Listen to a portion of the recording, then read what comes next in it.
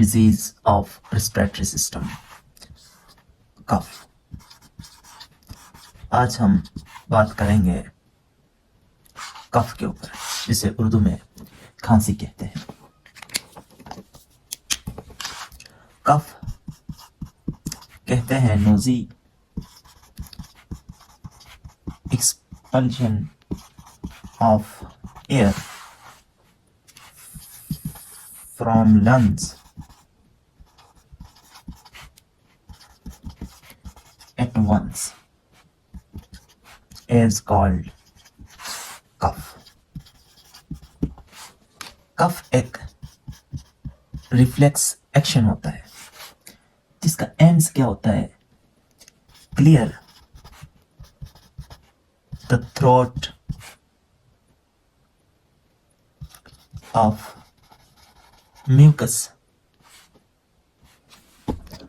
throat of mucus or foreign irritants. ये throat को और फॉरेन इरिटेंट्स को क्या करती है, खांसी क्लियर करती है।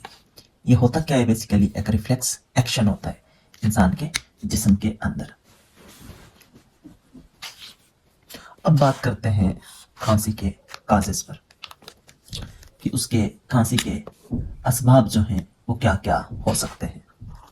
Number 1, bacterial infection can cause cough. Number 2, common cold can cause cough. Number 3, acute asthma can cause cough. And number 4, acute bronchitis can cause cough. And number 4,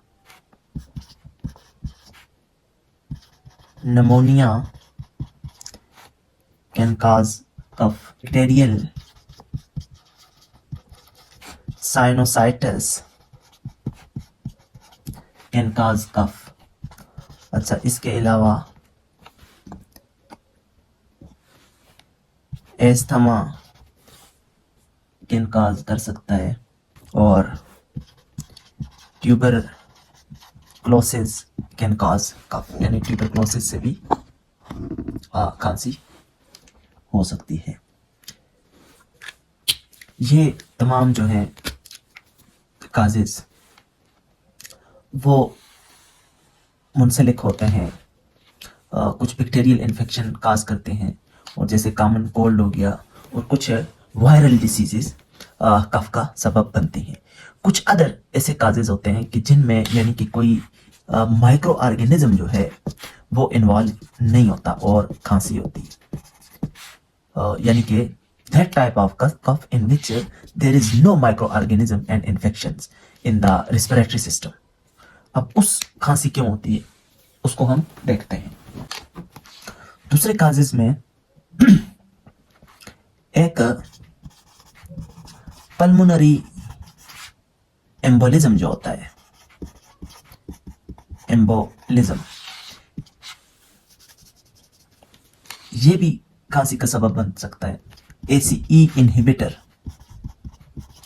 चंद ऐसी ड्रग्स होती हैं, ACE inhibitor, angiotensin converting enzyme inhibitor, ऐसी अद्वियात होती हैं और ये basically blood pressure के लिए यूज होती हैं, तो ये भी खांसी का सबब बन सकती हैं। इसके अलावा जो है वो ब्रोंकोजेनिक कार्सिनोमा जो है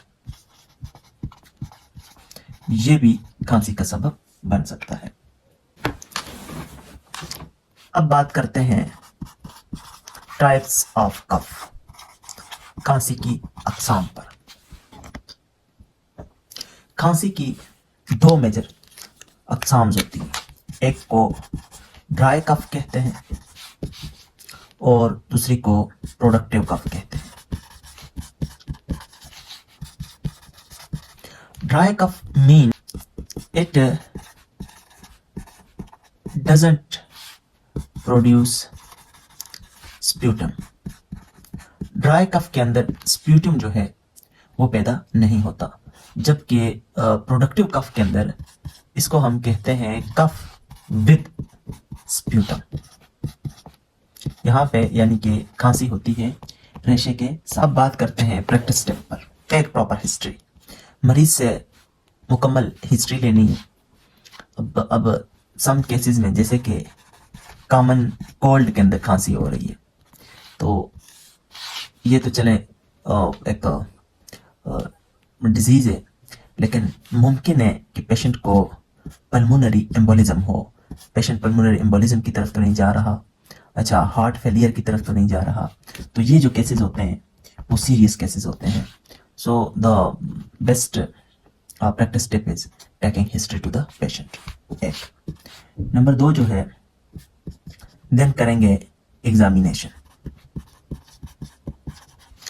एग्जामिनेशन में वाइटल साइन लेने हैं, जैसे कि बीपी हो गया, अच्छा टेम्परेचर हो गया, पल्स रेट हो गई, अच्छा हार्ट रेट हो गई, और रिस्पिरेटरी रेट, ये एग्जामिन करना है। अच्छा इसके साथ चेस्ट को अस्कल्टेट करना है, ठीक है जी।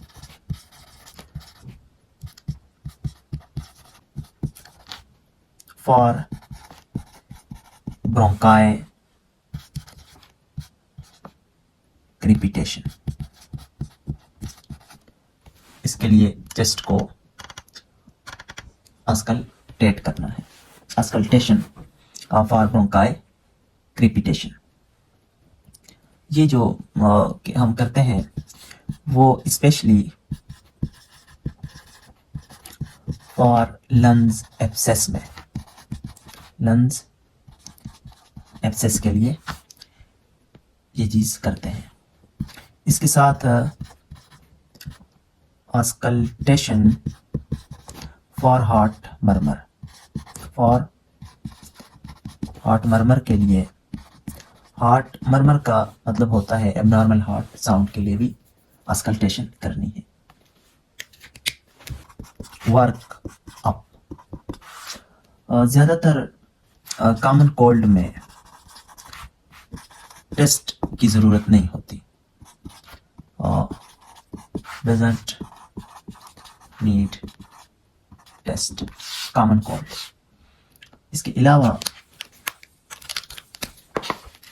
चेस्ट एक्सरे करते हैं और स्प्यूटम कल्चर करते हैं,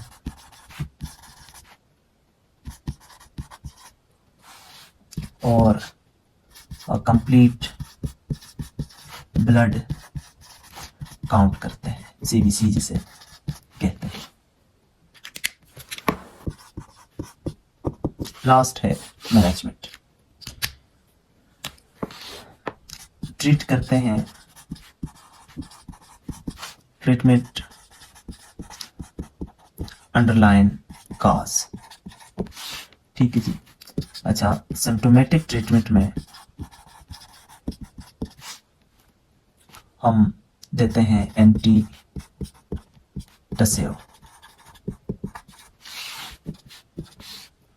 और स्टीम इनहेलेशन और चेस्ट फिजियोथेरेपी।